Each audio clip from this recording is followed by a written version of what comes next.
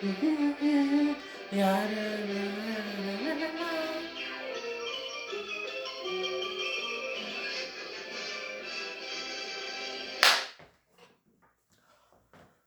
up, guys? I am back, and here I am with the Season 7 episode of SpongeBob SquarePants. And today's episode is going to be called A Day Without Crying. And this is the debut of a very special original track from SpongeBob SquarePants.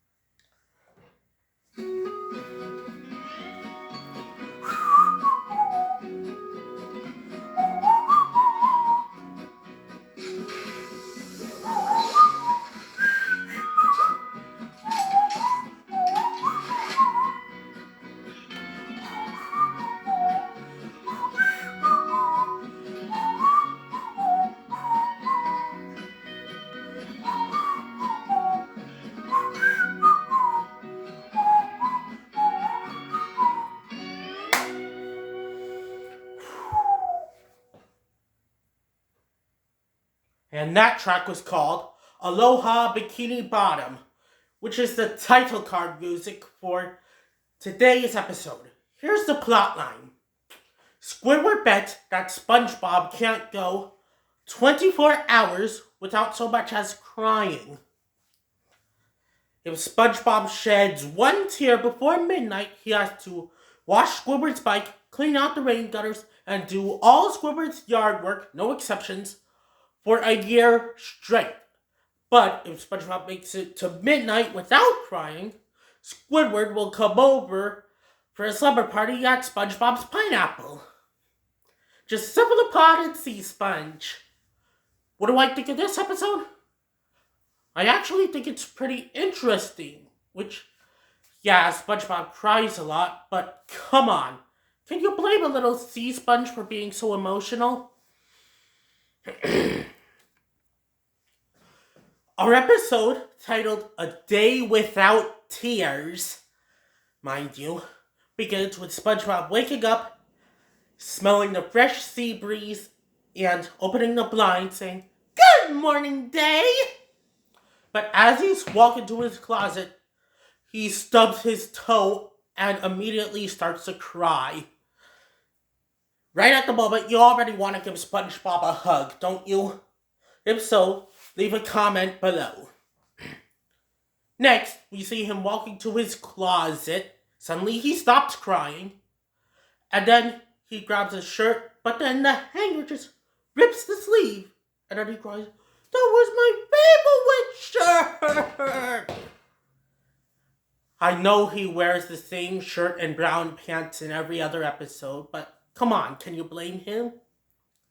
Cut to him eating cereal or oatmeal or whatever you want to call it. And then an announcer says, Lionel Fishy is going to play his hit, Sad Song. You already know what's about to happen there.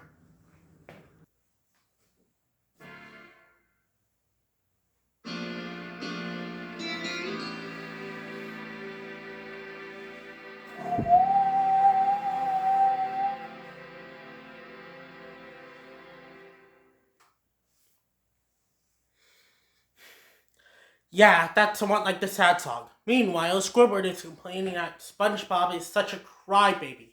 Like, Squidward, be nice. You're lucky the Great Prince isn't part of your cartoon.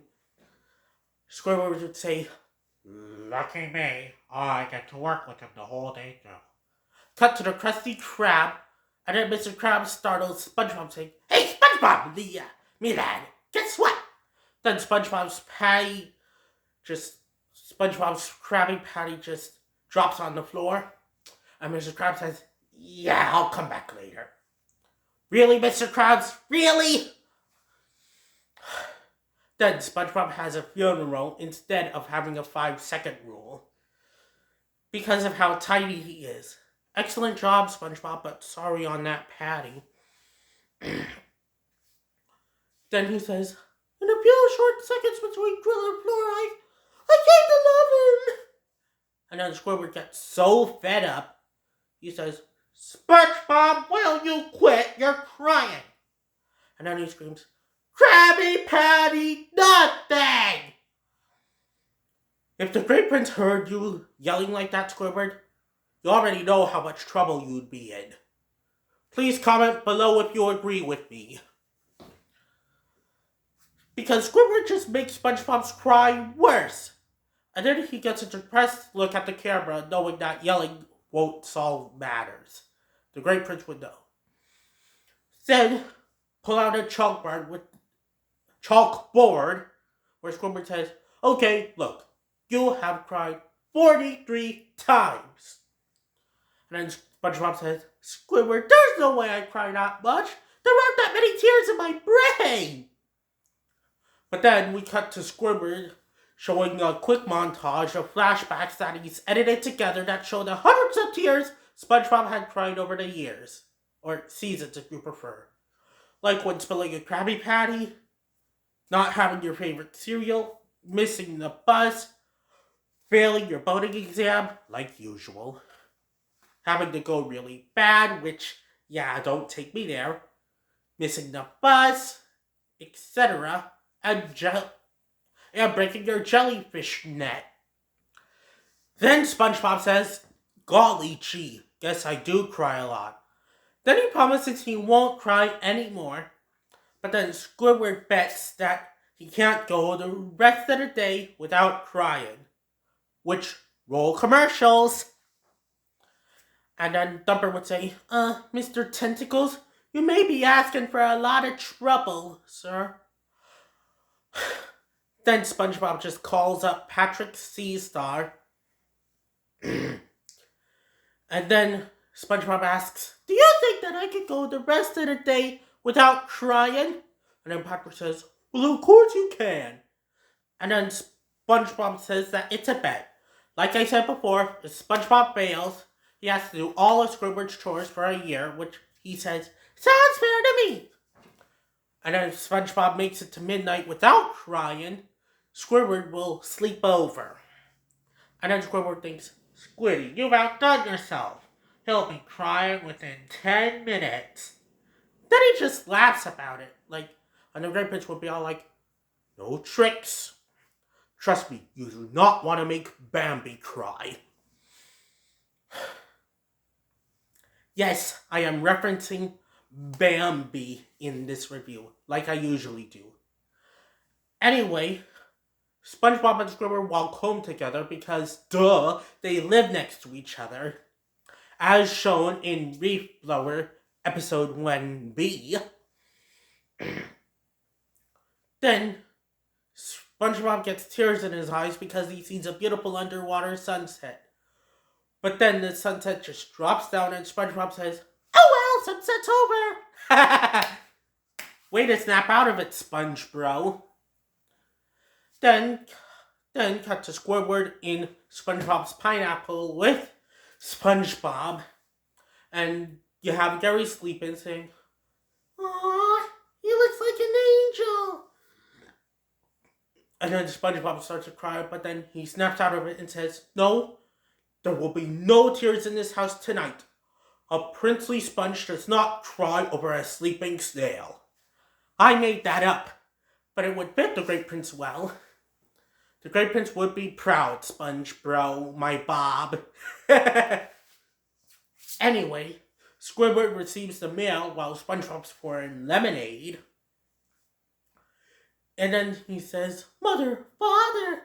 Then Squidward reads a note that says, Dear SpongeBob, your mother and I are having fun in the South Seas, and we miss you very deeply.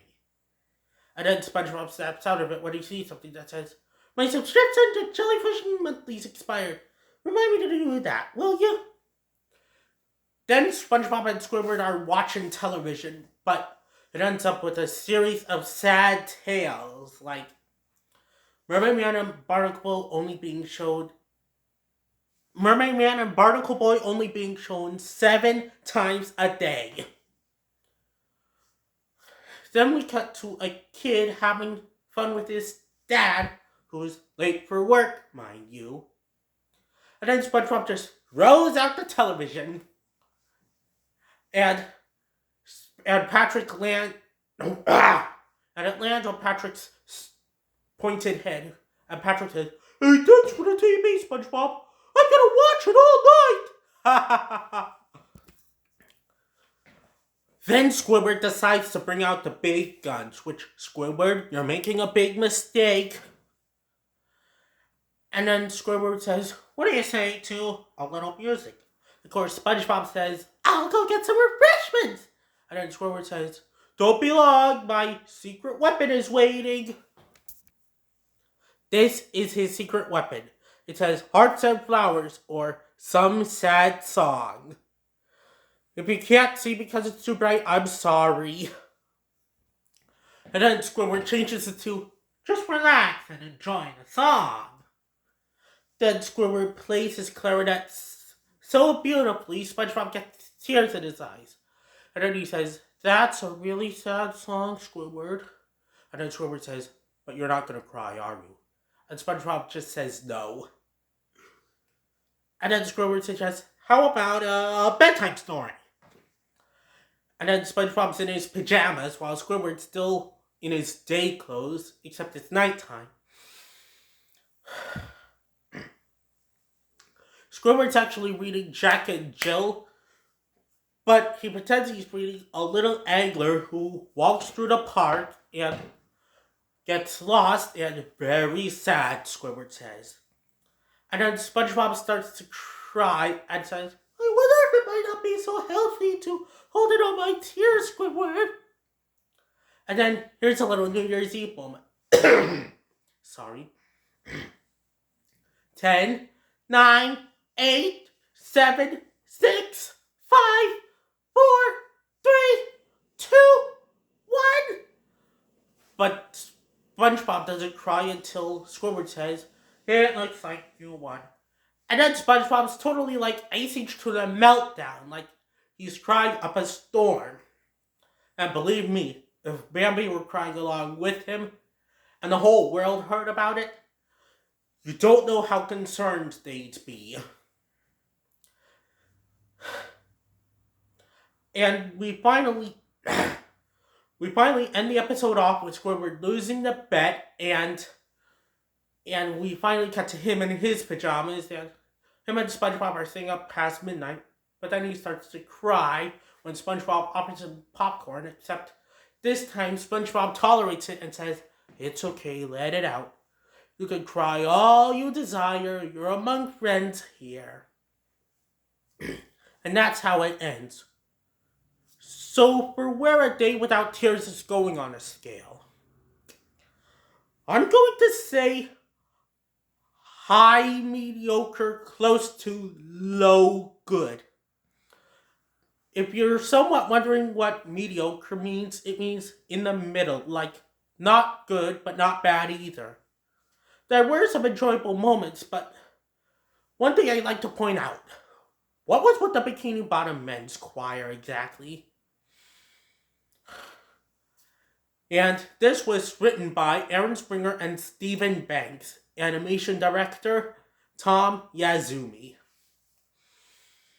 Paul Tibbitt was SpongeBob SquarePants' showrunner, while the late Steven Hillenburg left after the first movie. Surprising, yes? So anyway, it's pretty good, and if you feel sorry for SpongeBob, please comment below. If you saw Bambi crying and you want to give him a bottle, please let me know in the comments below, because Bambi is so vulnerable and precious. By the way I'd be writing A Day Without Tears takes place after Bambi falls off the cliff, for anyone who's got questions.